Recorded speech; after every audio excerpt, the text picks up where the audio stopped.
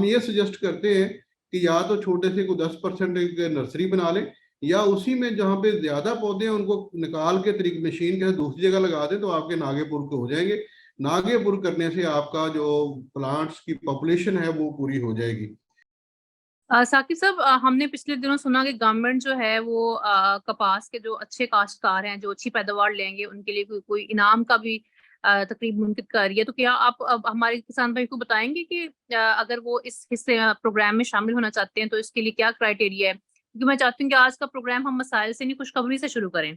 तो ये तो हमारे किसान भाइयों के लिए बड़ी खुशखबरी है, और वो बड़े सवाल भी पूछ रहे हैं कि किस तरह हम इसमें शामिल हो सकते हैं और किस तरह हम जीत सकते हैं। जी साकिब साहब। हाँ, इसमें एक अभी जारी की है उन्होंने वेबसाइट, पंजाब गवर्नमेंट ने एक अभी वेबसाइट जारी की है, उस पर लिंक है। जो इशू हुआ है अभी इस वक्त मेरे पास नहीं है, लेकिन वो बात प्रोवाइड सर्कुलेट हुआ है फील्ड में। तो वो हमारे महकमा ज़राअत के मुकामी जो भी अफसर उनसे लिया जा सकता है। उसमें ऑनलाइन फॉर्म फिल करना पड़ता है, कम से कम 5 एकड़ आपके पास होना चाहिए सोन एरिया, और उसके अंदर आप जो है वो मैक्सिमम प्रोडक्शन करेंगे। तो उसके डिफरेंट हैं, पर एकड़ हम उसको मेजर करेंगे। और सूबाई लेवल पे जो सबसे अच्छा काश्तकार होगा उसको 15 लाख का इनाम है, जो डिस्ट्रिक्ट में 8 लाख है, इससे तहसील में भी इनामात है। तो ये सारे इनामात हुकूमत ने मुकर्रर किए हैं ताकि उसमें किसान जो है ना मैनेजमेंट पे फोकस करे, क्योंकि आपको पता है कपास उगा लेना मैटर नहीं करता, जब तक उसकी प्रोडक्शन कुछ इन्वेस्टमेंट के अलावा फोकस ज्यादा जरूरी है।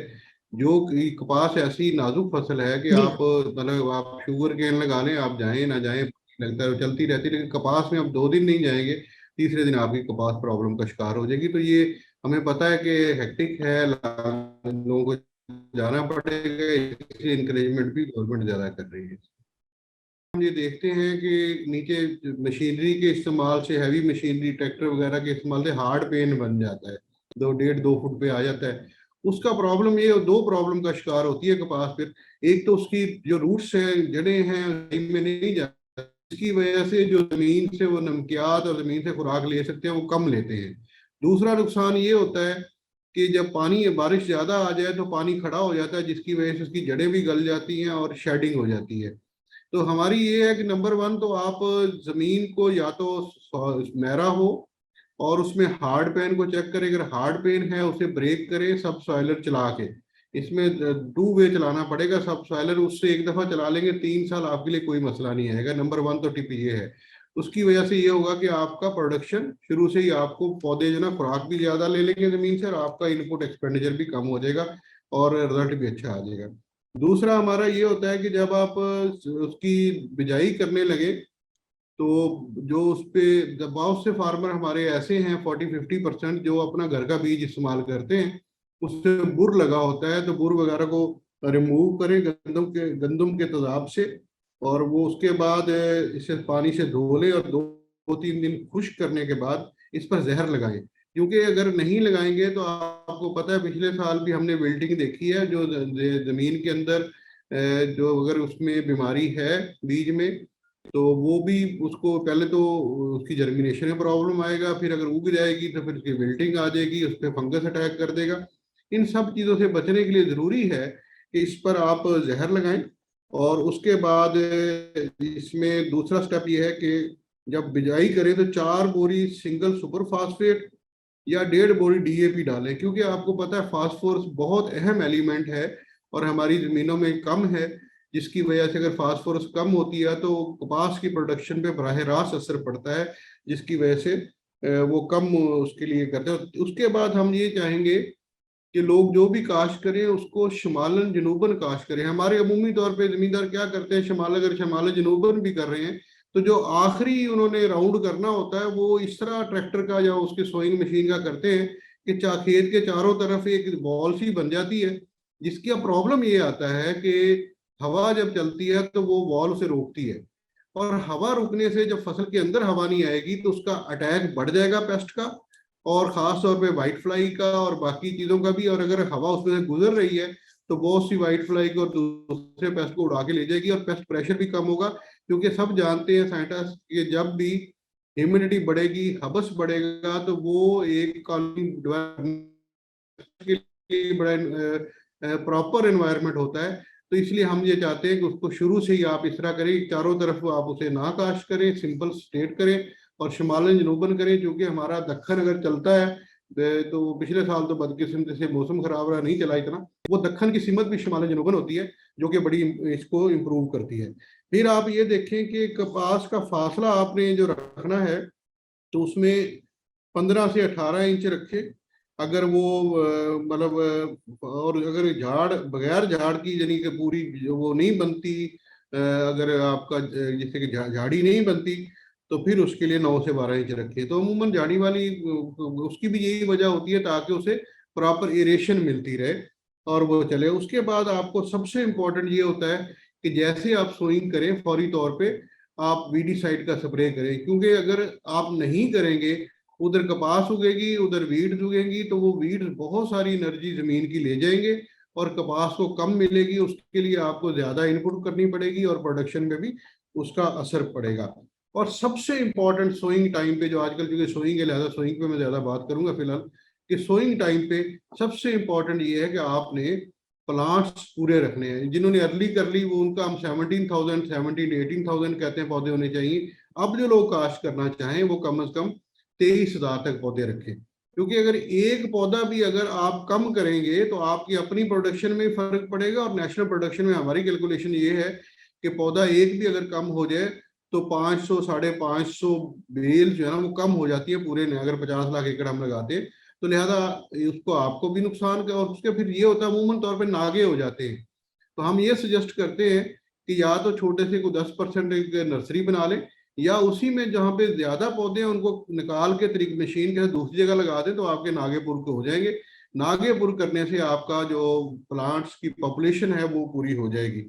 और सब इसके बाद जो इम्पोर्टेंट चीज है वो है पानी। क्योंकि पानी की अगर एक्सेस हो जाए तब भी नुकसानदेह है, कमी हो जाए तब भी नुकसानदेह है। क्वार्टर में दोनों सूरतों में स्ट्रेस आता है। तो आपने पानी उस वक्त देना है जब उसे रिक्वायर्ड हो अमूमी तौर पे। वैसे तो इसके मीटर्स भी मिले आजकल आप मार्केट में आम हैं, उनसे पता लग जाता है क्या नीचे जमीन आपकी वो प्रॉपर वेट है या पानी की जरूरत है, उससे पता लग जाता है। और वैसे फार्मर्स खुद भी थोड़ा सा उसे खोद के अगर देख लें, अगर नीचे अगर वेट नजर आती है तो बिला वजह पानी ना लगाएं, अदरवाइज पानी की जरूरत होगी। तो ये शुरू के तो ये मामला होते हैं सोइंग टाइम के। उसके बाद वंश अभी महीने डेढ़ के बाद जो आगे मामला चलते हैं उसमें ये होता है कि सबसे पहला अटैक कौन सा होता है अमूमी तौर पे मतलब कहीं थ्रिप्स एक वगैरह से हो सॉरी, सकती माधुर के साथ सर एक आपसे मैं सवाल पूछना चाह रहा था। अभी चूंकि आपने बहुत अच्छी बात की, मैं चूंकि थोड़ा सा चूंकि जिम्मेदार देख रहे हैं तो स्टेप बाय स्टेप थोड़ा पूछेंगे दोबारा। है। आपने जमीन की बहुत अच्छा बताया कि जमीन की तैयारी जो है ना वो बहुत अहम किरदार अदा करती है। तो जो कि अभी जिम्मेदार जो है जिम्मेदार जमीन की तैयारी को इतनी अहमियत नहीं दे रहा, वो सीड की वैरायटी के पीछे भाग रहा है कि वो सी के सी वैरायटी है, उसका 8,000 का 12,000 का 15,000 का बीज आता है। लेकिन ये जमीन की तैयारी के बारे में डॉक्टर साहब थोड़ा सा और बताएं कि उसने गंदम काटी है उसको हल कितने दें और चूंकि फिर उसको किस तरीके से आप खेलियां बनाएं। तो ये तरीके थोड़े से आपसे पूछना था, फिर आगे चलेंगे। बहुत शुक्रिया जी, जज़ाकल्लाह। Thank you. बिल्कुल जी, इसमें देखें हमने ये देखा है कि वैरायटी अब कोई भी ले ले, अगर आपने जमीन की तैयारी अच्छी की है तो और मैनेजमेंट अच्छी की कपास की है तो आप 50-60 मन ले लेते हैं। 70 मन तक भी लोगों ने हमने फील्ड में देखा है लोगों ने उठाई है पर एकड़। और अगर वही सीड है और आपने जमीन प्रॉपर तैयार नहीं की, उसमें प्रॉपर हल नहीं चलाया, उसे लेजर लेवल नहीं किया और या हार्ड पेन उसमें मौजूद है तो फिर वो प्रोडक्शन कम होगी। अब आपने सवाल किया कितना करना चाहिए। देखिए पहली बात सबसे इंपॉर्टेंट जो पहले भी कही कि आप ये चेक करें थोड़ा सा जमीन को खोद के 1.5 2 फुट 3 फुट तक कि हार्ड तो नहीं हुई, क्रस्ट तो नहीं बन गई। अगर हार्ड पेन बन गया है तो वहां सब सॉइलर चलाएं। सब सॉइलर 36 इंच गहरा जाता है। उससे ये होगा कि जमीन आपकी थोड़ी सी नीचे तक ओपन हो जाएगी। जब सेकंड राउंड उसका लगाएंगे 1 राउंड सेकंड राउंड तो आपकी जमीन बिल्कुल ओपन हो जाएगी। और अभी टाइम शॉर्ट है इसलिए हम ज्यादा रिकमेंड नहीं करते, लेकिन रूटीन में तो हमने ये कहा था कि 1 हफ्ते के बाद उसे करें, लेकिन अब टाइम शॉर्ट है तो उसमें फौरी तौर पे भी आप उसको दोबारा कर सकते हैं। अगर जमीन आपकी में हार्ड पेन नहीं है फिर भी आपको हल चलाना पड़ेगा और उसमें 2 से 3 बार हल चलाना पड़ेगा कम से कम। और चला के फिर उसे लेजर लेवलिंग करें, उसके बाद खालियां खेलियां वगैरह लाइनें बनाएंगे। क्योंकि लेजर लेवलिंग से दो आपको इम्पैक्ट पड़ेंगे। पहला इम्पैक्ट तो सबसे बड़ा इम्पैक्ट ये होगा कि आपका पानी उतना तेजी से लगेगा, और ये नहीं होगा कहीं पे ज्यादा खड़ा हो गया कहीं पे कम, क्योंकि पानी अमूमी तौर पे किसान जब लगाता है किनाल वाटर, दूसरा भी तो खालों से वो फसल में लगता है। तो अगर आपकी बैलेंस जमीन नहीं है तो आप समझे कि आपने कपास की जहाँ पे नीची जगह है वहां से कपास की प्रोडक्शन आपकी कम हो जाएगी, पानी ज्यादा लग के, और ऊपर वाली जगह पे पानी अगर नहीं लगेगा वहां भी कम हो जाएगी, ये दोनों सूरतों में नुकसान होगा। तो लिहाजा उसे अच्छी तरह तैयार करना बहुत इंपॉर्टेंट है इस सारी सूरत हाल में। तो आप अब टाइम थोड़ा रह गया लेकिन स्टिल टाइम है। हम ये समझते हैं कि अगर मई 31 मई तक कर लें तो आइडियल है, अगर उसके बाद लेट भी थोड़ा सा हो जाए तो कोई हर्ज नहीं, चंद दिन। लेकिन जमीन की तैयारी मोस्ट इंपॉर्टेंट फैक्टर है प्रोडक्शन में। पहली बात तो ये इंश्योर करें कि वहां पे पानी होना चाहिए। पानी अगर है नहीं, पानी चाहे नहरी है या जमीन के नीचे है, सही है, तो तभी फसल चलेगी। रेतली जमीन का प्रॉब्लम होता है कि उसमें जड़ नहीं पकड़ती कपास आसानी से। अब इसमें हर जमीन का अपना एक मजाज है। अब बलूचिस्तान की बात करें, डेजर्ट की, तो वहां पे कुछ जमीनें बहुत शानदार हैं, उसमें किसी किस्म की हमें एक्स्ट्रा एफर्ट की जरूरत नहीं पड़ती, सिंपल हल चला लें। कुछ जमीनें ऐसी हैं यहाँ रेत ही रेत है सिर्फ, जैसे अभी कोटद्दू साइड यही डेजर्ट का जो हिस्से, तो उसमें ये अगर रेत अगर आपकी इस रेत ही है तो फिर वहां उसे जमीन को पहले बनाना पड़ेगा। अभी हमने देखा है बहुत सी जगहों पे लोगों ने रेत में भी कपास उगाई है पिछले साल और उनके रिजल्ट बहुत अच्छे रहे हैं, लेकिन उसके लिए उन्होंने रेत में क्या किया है कि उसमें ये जो शुगर मिल्स का वेस्ट है वो डाला है उन्होंने उसमें, और इसके अलावा भल जो होती है मट्टी वो डाली, उसके अलावा उसके डिफरेंट ट्रीटमेंट, उसके अलावा कई जगह मल्चिंग की, अब उसके बाद उन्होंने उगाई। तो वो आपको रेतली जमीन में गहरा हल चलाने की जरूरत नहीं है, क्योंकि ऑलरेडी आपको वहां पे एडिशन करने की जरूरत होगी ऑर्गेनिक मैटर। और ऑर्गेनिक मैटर आपका सबसे शानदार तो ये, जैसे मैंने शुगर मिल का वेस्ट बताया है, उसके बाद पोल्ट्री वेस्ट है, फ्रूट मार्केट में जो वेस्ट होता है वो भी बड़ा अच्छा है। अगर कुछ नहीं मिलता तो ये राब जो होती है, जिसे हम राब ही कहते हैं, जो जो इससे मोलिसिस है, तो वो आप उसको इस्तेमाल पानी के साथ कर लें, वो भी नहीं मिलता तो आप ये जो गुड़ है इसको लेके इसको भिगो दें पानी में 5 किलो पर एकड़ के हिसाब से, कोई 30 20 25 दिन पड़ा रहे, तो वो भी आपका ऑर्गेनिक मैटर पैदा करने में माइक्रोब, क्योंकि उसके अंदर हमने टेस्ट किए सारे माइक्रोब्स वो होते हैं जो पौधों को चाहिए, तो वो भी माइक्रोब्स की कमी पूरी करते हैं। तो ये इस तरह की जमीनें, और यहाँ पे कम प्रोडक्शन, इवन नॉर्मल प्रोडक्शन भी जहाँ पे है वहां पर भी इन तरीकों को इस्तेमाल कर लें तो आपकी प्रोडक्शन बढ़ सकती है। अच्छा सर, यहाँ पे ये बताएं कि आप दो तरीके हैं, एक है कि आपने जमीन तैयारी कर ली, एक है आप लगाते हैं छट्टे से, तो बिल्कुल नहीं लगानी, इसमें बताएं छट्टे से कपास ही लगेगी। दूसरा ये है कि अगर सीड ड्रिल करनी है तो, और तीसरा जो है वो जो चोपा वाला मेथड है, इन तीनों तरीकों के बारे में थोड़ा सा बताइए। Thank you. देखिए अभी जो पहले मैं मल्चिंग को जरा सा क्लियर कर दूं। मल्चिंग में आपने 2 3 बातें बता दी। हम पिछले साल हमारा जो सेंट्रल कॉटन रिसर्च इंस्टीट्यूट पे मल्चिंग पर बड़ा काम हुआ, उसमें ये हमने देखा कि जब ऊपर टेम्परेचर आपका अगर 42 है या 40+ है तो जमीन का टेम्परेचर 70 के राउंड अबाउट चला जाता है। अब आप देखिए ऊपर से 40 नीचे से 70 के राउंड अबाउट अगर टेम्परेचर जा रहा है तो वो क्या फसलों पे क्या असर डालेगा। और ऊपर जब हम पेस्टिसाइड इसमें करेंगे तो वो डिकम्पोज हो जाएगी, यानी उल्टा फायदा देने की बजाय वो भी नुकसान होगा।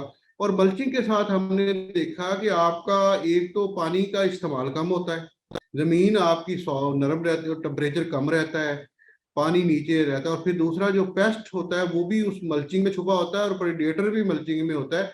तो वो बड़ी आसानी से इकोसिस्टम डेवलप हो जाता है जिसके साथ आपके बहुत से मसाइल हल हो जाते हैं। तो दूसरा सवाल आपने अभी क्या किया उसमें, पहले मल्चिंग की साइड पे निकल गया था। जमीन की तैयारी के हवाले से कि अब लगाना किस तरीके से है, ठीक है जी। वो आप जब खेत जो रेतली जमीन है, हाँ, क्योंकि हमें ये पता है कि इसमें बारिशें सबसे आनी है। आइडियल जी जी आइडियल सर। हाँ हाँ, आइडियल तो ये है कि आपको खेलियां बनानी चाहिए, क्योंकि खेलियों का दो मकसद आपके हल करता है। एक तो मट्टी वहां इकट्ठी हो जाती है, उसके ऊपर जब लगाते हैं तो पौधे की जड़ों को जोर लगा के आगे तक जाना पड़ता है। लिहाजा हम इसमें ड्रिल के ज्यादा उसमें इसमें है कि आपका ज्यादा खेलियां बना के करें उसका। और दूसरा फायदा ये होता है कि अगर पानी ज्यादा आ जाए, बारिशें ज्यादा हो जाए, तो वो पानी मतलब आप उसे कंट्रोल कर सकते हैं, निकाल सकते हैं, कम कर सकते हैं। ये भी हो सकता है कि बाद औक़ात आप देखते हैं कि यार पानी मतलब मुझे पानी कम जरूरत है लेकिन बाराबंदी आ गई है, तो कुछ मतलब आप एक टाइम पे ऑड नंबर की खेलियों को पानी डालें, दूसरे को इवन नंबर की डाल लें, तो उसमें पानी का प्रॉपर इस्तेमाल हो जाता है। प्रॉब्लम क्या आता है कि दूसरी बड़ी फसल उसके साथ गंदम है। अगर गंदम को छोड़ते हैं तो मुल्क का मसला कहत का तरफ हम जा सकते हैं, शॉर्टेज की तरफ जा सकते हैं, हमें बाहर से ज्यादा इंपोर्ट करनी पड़ेगी गंदम।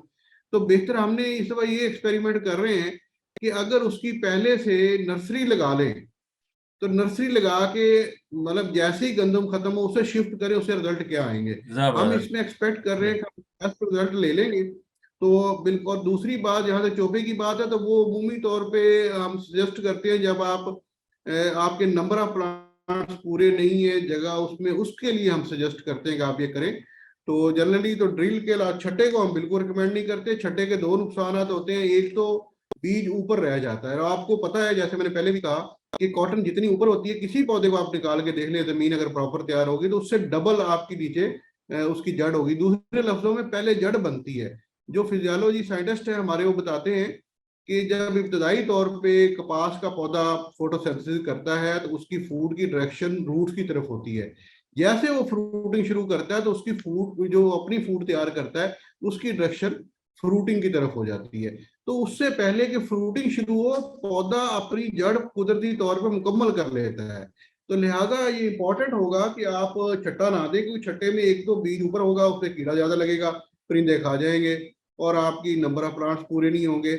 और फिर उसके बाद वो रूट डीप जाने में प्रॉब्लम आएगा। अगर ऊपर से शुरू होगी, कुछ आप जब ड्रिल से कर रहे हो ऑलरेडी नीचे जा रही है, अगर आपने इवन नर्सरी से की वो भी नीचे जड़ है, चोपा भी नीचे, ये इसलिए हम इसको बिल्कुल रिकमेंड नहीं करते। और फिर एक और प्रॉब्लम भी आपको फेस करना पड़ता है, अगर आप ये खेलियां नहीं बनाते और नीचे आप उसे मतलब नई जड़ को लेके जाते, तो फिर आप अगर पानी आपको ज्यादा लगाना पड़ता है। जब आप फ्लड वाटरिंग कोई भी किसी भी फसल में करते हैं, तमाम किसान भाई से नोट कर लें, इवन ऑर्चर्ड में करते हैं, दूसरी में, उसका पहला इम्पैक्ट ये आता है कि जो नीचे जहर, आप कॉमन सेंस की बात है कि जहां पानी आएगा वहां गैस ऑक्सीजन वगैरह ये दूसरी चीजें नहीं, हवा नहीं ठहरती। जब आप पानी फ्लड वाटर कर देते हैं तो जमीन के नीचे सबसे पहले वो चीज गायब होती है, वो ऑक्सीजन गायब होती है। और ऑक्सीजन उन तमाम माइक्रो ऑर्गेनिज्म में जरूरी है कि जो आपकी फसलों को बढ़ाते हैं, जो आपकी फसलों को हेल्प करते हैं। उसके बाद जो बाकी बचते हैं वो मतलब ज्यादातर वो हैं जो कार्बन पे जिंदा रहते हैं, माइक्रो ऑर्गेनिज्म, वो नुकसानदेह होते हैं। तो लिहाजा फ्लड वाटरिंग से बचने के लिए भी जरूरी है कि आप खेलियां बनाएं और उसमें बाकी ड्रिल के साथ करें। और इम्पॉर्टेंट ये है कि आप मतलब इस प्रोसेस करके आगे बढ़ेंगे तो आपको प्रोडक्शन इंशाल्लाह बेहतर मिलेगी। तो अभी हमारे पास तकरीबन 12 दिन ये हैं। तो इस वक्त जिसने नहीं लगाई कॉटन, तो वो पहले नंबर एक, पहला जमीन की तैयारी करने के बाद बीज कहाँ से लें? तो बीज के लिए आपकी क्या रिकमेंडेशन है यहाँ हाँ, पर? इस दफा बीज का हमने पूरे साउथ पंजाब में खास तौर पे और अपर में भी जहाँ पे घास लग रही है, हमने हर जगह पर, हर तहसील में एक एक दो दो छोटे टाउन में एक आध जगहों पे हमने महकमा ज़राअत ने जो है वो मुख्तलिफ जगहों पर फैसिलिटेशन सेंटर मुकर्रर किए हैं, जहाँ पर अप्रूव्ड सीड जो है वो अवेलेबल है, जहाँ पर फर्टिलाइजर अवेलेबल है, जहाँ पर पेस्टिसाइड जो बेहतर नजर आती है वो अवेलेबल है, ताकि किसानों को एक तो ये सीड के बारे में प्रॉब्लम ना आए, और दूसरा ये बाकी उसकी इनपुट्स के हवाले से। और मेन हमारी रिकमेंडेशन ये अभी आपको बताऊं कि मेन रिकमेंडेशन होती है सर्टिफाइड सीड लगाएं। अगर सर्टिफाइड नहीं तो अप्रूव्ड लगाएं। इन दोनों में फर्क मैं बता दूं, सर्टिफाइड वो होता है जो फेडरल गवर्नमेंट पहले प्रोविंसेस करते हैं, वो अप्रूवल देते हैं। अप्रूव का मतलब होता है कि पंजाब में वो मतलब चीजें अप्रूव हो गई हैं, लेकिन उसको सर्टिफाई सेंटर करता है। तो हमारी जो वैरायटीज इस दफा अप्रूव हुई नहीं, उसमें मतलब SS32 भी है। इसके अलावा जो हमारे पास मंजूर शुदा अक़साम है वो आपकी स्क्रीन पे भी चल रही है, सिम 602 है, 600 है, BS15 बहुत अच्छे नताइज इसने हमने इसके देखे हैं फील्ड में, production wise, IUB 13, 22 triple genes, CKC, ये अच्छे मतलब अप्रूव्ड वैरायटी अमूमन अच्छी होती हैं, लेकिन मुझे इनमें थोड़ा बहुत फर्क प्रोडक्शन में आता है, थोड़ा बहुत इनकी टेक्नोलॉजी में आता है, लेकिन जनरली इनको दो तीन एंगल से देखा जाता है। एक सबसे पहला एंगल होता है प्रोडक्शन कितनी आएगी, दूसरा इसकी अपनी हेल्थ कैसे होगी, मैनेजमेंट कैसे होगी। तो मेरी रिकमेंडेशन हमारे महकमा ज़राअत की मुकम्मल तौर पे ये है कि आप जो कपास की सर्टिफाइड या अप्रूव्ड वैरायटियां लगाएं, अनअप्रूव्ड से बचे, क्योंकि हमें उनका कोई पता नहीं होता, अभी उसने टाइम लेना होता है। तो ये ना हो कि वो लगा के आप नुकसान उठाएं, और बहुत से लोगों ने उठाए हैं। अब मसला ये होता है कि कहाँ से सही मिलेगा। तो बेहतरीन हाल तो यही कि हमारे फैसिलिटेशन सेंटर पे जाएं, वहां से आपको आसानी से मिल जाएगा। अभी 15-20 दिन है, बल्कि मैं तो समझता जून का पहला हफ्ता भी कोई इतना बड़ा इशू नहीं, उसमें भी काश्त की जा सकती है। उसके बाद अगर मसाइल बढ़ जाते तो आपको आसानी से बीज भी अवेलेबल हो जाएगा, बाकी फैसिलिटीज भी हो जाएंगी। और हुकूमत ने इस दफा कोशिश ये की है कि जो 70% प्लस है जर्मिनेशन जिनकी, वो फील्ड में वैरायटीज रहें, तो इंशाल्लाह आपको इतना बड़ा मसला नहीं पेश आएगा। जी जी, शुक्रिया, बहुत शुक्रिया। अच्छा, अब सर इसके साथ लिंक आप आ गया सवाल कि कितना बीज डालना है, ठीक है जी, कितने किलो डालना है आपने, अगर आपने खेलियां बना के लगानी है उस पर कितने किलो डालना है, और अगर आपने ड्रिल के साथ सो करनी कितने किलो डालना है। और आपने नहीं, बताया अभी था कि उसको बुर भी उतारना है, थोड़ा सा बुर के उतारने का तरीका, चूंकि जिम्मेदार सुन रहे हैं तो उस लेवल की जो इन्फॉर्मेशन हम उर्दू में उनको बताते हैं थोड़ा सा। जी जी। इसमें डिफरेंट है। ज्यादातर तो 8 किलो पर एकड़ लगाते हैं, लेकिन अगर लेटेस्ट अगर वैरायटीज हैं उनका 5 किलो भी चल जाता है। वो मतलब ये बेहतर जर्मिनेशन, अगर जर्मिनेशन पे डिपेंड करता है। अगर जर्मिनेशन बहुत अच्छी है तो फिर आप 5 किलो में भी गुजारा हो जाता है, लेकिन उसके लिए आपको फिर बहुत ज्यादा माइक्रो मैनेज करके उसको लगाना पड़ेगा। वरना अमूमी तौर पे 8 किलो रिकमेंड किया जाता है। तो अगर वो बुर के साथ तो 10 किलो कपास का बीज हो, उसको जब आप बुर उतारेंगे तो 8 किलो बन जाएगा। तो ये उम्मीद रिकमेंडेशन है। बहुत शुक्रिया जी। अच्छा सर, अब जो है नेक्स्ट क्वेश्चन जो है, आपकी कपास उग गई है, तो उगने के बाद आपने उसको आपने उसको देखना है, कितने दिनों बाद उसकी इंस्पेक्शन करनी, देखना है तो कि जहाँ नहीं उगी हुई वहाँ आपने कहा चोपे लगा दें। फिर उसके बाद ये जो कीड़े, तो ये जो पेस्ट कोटिंग अंग्रेजी में कहते हैं, तो जो कीड़ों को देखने का मामला, उस पर क्या आप कहेंगे, कब नजर रखे फार्मर? जी जी। देखिए, हमारा एक इसमें वेल एस्टेब्लिश पिछले 10 सालों से एक पॉइंट ऑफ व्यू सामने आ रहा है। उसका बुनियादी तौर पर तो IPM से हमने किया था, वो लिंक था, लेकिन वो जनरल भी हम ये रिकमेंडेशन देते हैं, पूरे पंजाब में रिकमेंडेशन दी है कि आपको पहले 50-60 दिन किसी किस्म की कोई पेस्टिसाइड की जरूरत नहीं है। क्योंकि इन दिनों में फ्रूटिंग ऐसा शुरू नहीं हुई होती, 50 दिन के उम्र 40-50 के बाद शुरू होती है। और बाकी जो माइनर पेस्ट है वो थ्रिप्स और ये हल्की फुल्की आता है, कुछ ज्यादा सीवियर नहीं होता। लेकिन अगर कहीं पे बढ़ जाए तो हमारा महकमा ज़राअत के इस दफा हमने बहुत सारे लोग यूनिवर्सिटी से भी इस 3 महीने के लिए हायर किए हैं, ताज़ा स्टूडेंट्स, उनको भी ट्रेनिंग दे रहे हैं। इसके अलावा हमारे जो फील्ड के ऑफिसर हैं वो बड़े, उन्हें ट्रेनिंग दे के बड़े एक्सपर्ट्स होते हैं। तो उनकी रिकमेंडेशन से आप देखें कि कब मतलब आपको ज़रूरत पड़ती है। लेकिन अमूमी तौर पे थ्रिप्स पे और एसिड पे हम अवॉइड करते हैं कि अनटिल बहुत हमारा ETL से ज़्यादा ना चला जाए। तो 60 दिन कम से कम तमाम लोग पहले 60 जर्मिनेशन के बाद पहले 60 दिन पेस्टिसाइड से अवॉइड कर लें। उसका नंबर ऑफ बेनिफिट्स होंगे। 82% फार्मर्स पहला स्प्रे वाइट फ्लाई के खिलाफ करता है। अब वाइट फ्लाई का प्रॉब्लम मल्टी फेसेट है। एक तो ये इंटेलिजेंट, बहुत इंटेलिजेंट किस्म का पेस्ट है। हमने देखा, अगर आप तजर्बा करके खुद भी देख लें कि अगर आपके पास 4 फील्ड है, एक फील्ड में कर दें बाकी 3 से भी उड़ जाएगी। अब उसे समझ आ जाती है कि यहाँ पे पेस्टी में वो कहीं वो कहाँ जाएगी, फिर उड़ के वो मुख्तलिफ पौधों पे अपनी कॉलोनी डेवलप करना शुरू कर देगी। सबसे बड़ा जो हमारा सिरस है, ये बड़ा सॉफ्ट पौधा है, इसके ऊपर कॉलोनी डेवलप होती है। इसके अलावा जो शीशम है इस पे डेवलप होती है, पीपल पे होती है, बहुत सी जड़ी बूटियां हैं, इटसिट है, बखड़ा है, इस तरह लेली है, इन पे डेवलप होती है। इसलिए हम कहते हैं कि वीड मैनेजमेंट बहुत इंपॉर्टेंट है। और अब साथ हम ऑफ सीजन में मतलब इसकी ऑल्टरनेटिव होस्ट पे मैनेजमेंट की बात करते हैं। हम कहते हैं कि आपकी फसलों के इर्द गिर्द अगर इन पौधों में से कुछ है तो उनको छांग दें आप, मतलब इतना छांग ये ना कंप्लीट कट ना करें दरख्तों को, उसके ऊपर एक दो छोड़ के उसकी शाखें, ताकि वो आगे बढ़ता भी रहे, सूख ही ना जाए। बाकी को छांग दे अपनी उसे, या दूसरा ये करें कि उस पर कोई बोटेनिकल स्प्रे कर दे, कोई हल्का, वो महंगा पड़ेगा लेकिन आसान काम यही छांगना है। तो उसके ये होगा कि आपकी कॉलोनी आपकी फसल के बाहर डेवलप नहीं होगी। अब ये फसल के अंदर भी डेवलप हो सकती है। अब उसको बचने के लिए इनिशियली हम लोगों से कहते हैं कि आप उसमें येलो कार्ड लगाएं। जब इब्तदाई हमला हो तो येलो स्टिकी कार्ड मिलते हैं मार्केट में, खुद भी बना सकते हैं। या क्योंकि आपको पता होना चाहिए कि ये जो वाइट फ्लाई है ये येलो कार्ड पे, बाकी इंसेक्ट भी, लेकिन ये स्पेशली ये येलो कार्ड की तरफ अट्रैक्ट होती है, येलो कलर की तरफ, और रेड कलर से ये रिपेलेंट होती है। तो जब आप येलो कार्ड लगाएंगे स्टिकी होगा, तो हमने ये फील्ड में देखा कि पूरे का पूरा कार्ड जो वो पूरा ब्लैक हो जाता है उससे।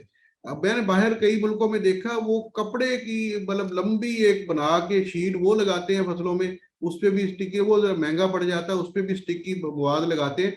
हमारे ख्याल में 8 कार्ड पर एकड़ जो मार्केट में मिलते हैं कार्ड, येलो कार्ड, वो लगा दें, वो काफी हैं।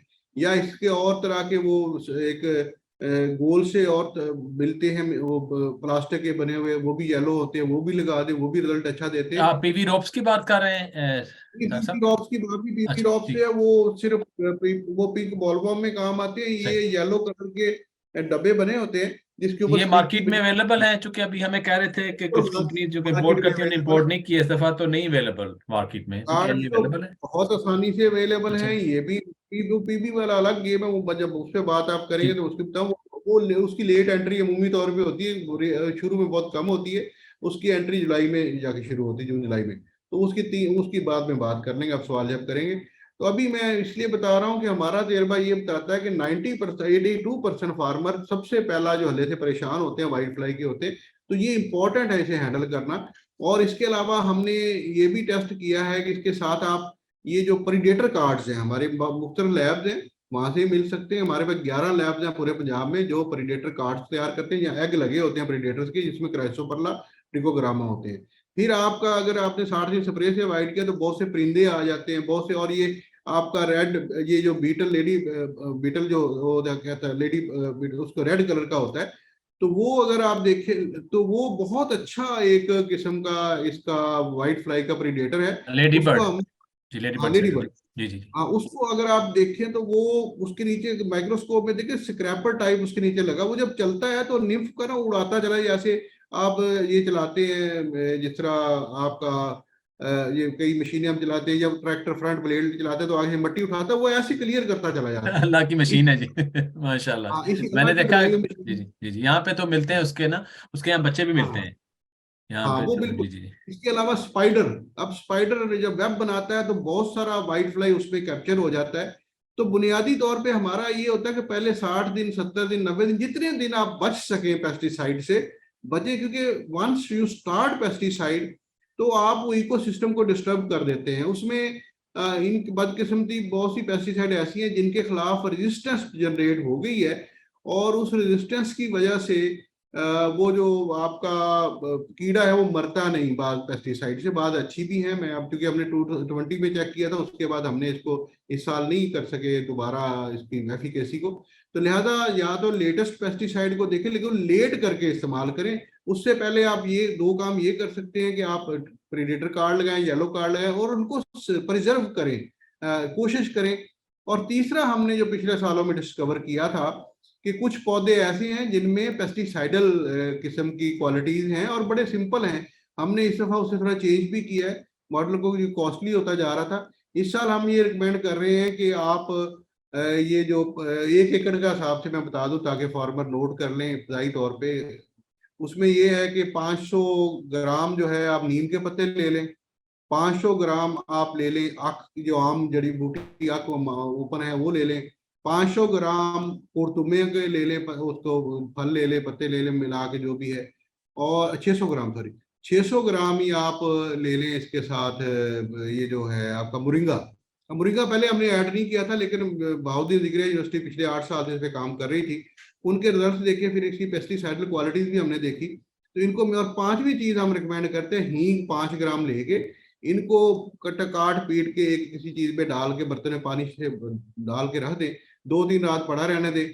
तो अगर क्विक है तो आप इसे उबाल भी सकते हैं, लेकिन उबालने में वो बहुत सारा इसका जो है वो नेचुरल जो एलिमेंट्स वो जाया हो जाते हैं, इसलिए ज्यादा बेहतर है कि उसे डाल के 2-3 दिन रख के रात को, उसके बाद इसे अच्छी तरह स्मैश कर लेंगे, तो उसका बारीक कपड़े छानेंगे तो वो आपका एक किस्म का पेस्टिसाइड अल्टरनेटिव बायो पेस्टिसाइड बन जाएगी। उसको 100 लीटर पानी में डाल के आप पर एकड़ कर देंगे, जो मैंने सारा बताया 600 ग्राम के हिसाब से, तो आपको इब्तदाई हमलों से जान छूटेगी। हमारा इसमें तजर्बात ये है, पिछले साल हमने देखा, पिछले पिछले साल कि जामपुर में बहुत ज्यादा स्प्रेड हुई वाइट फ्लाई और ब्लैक कर दिया, कॉटन लोग काटने लगे थे, हमने रोका, हमने यही उन्हें रिकमेंड किया, और एक 10 एकड़ का हमने फील्ड खुद सिलेक्ट कर लिया कि इस पे हमारे लोग बराह रास्त एक्सपेरिमेंट करेंगे। यही एक्सपेरिमेंट किए तो हमें पता चला कि जो जब इस्तेमाल होने के 5 दिन बाद जो निम्फ था उसका साइज आधा रह गया। अब क्वेश्चन पैदा हुआ आधा क्यों हो गया, तो उसमें ये हमारे माहिरीन ने बताया कि जो हम ये इस्तेमाल कर रहे हैं उसकी वजह से उसका टेस्ट शायद ऐसा हो गया, डेवलप हो गया, जब वो खा नहीं सकता डिम, लिहाजा उसका साइज कम हो गया और उसकी मोर्टेलिटी बढ़ गई। तो ये आपको कम से कम ये इससे एक काम, दो काम होंगे। एक तो ये बहुत मुश्किल नहीं है, महंगा नहीं है, सस्ता है। दूसरा आपका ये ईटीएल से कम रखेगा आपकी व्हाइट फ्लाई का प्रेशर।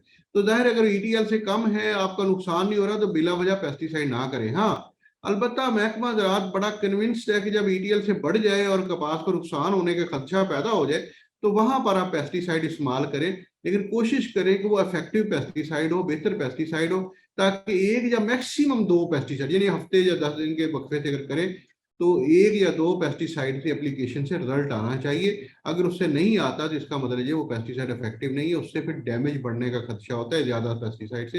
एक्सेसिव पेस्टिसाइड आप करेंगे तो फ्रूट शेडिंग हो जाएगी, वो अल्टीमेट आपकी प्रोडक्शन में लॉस होगा।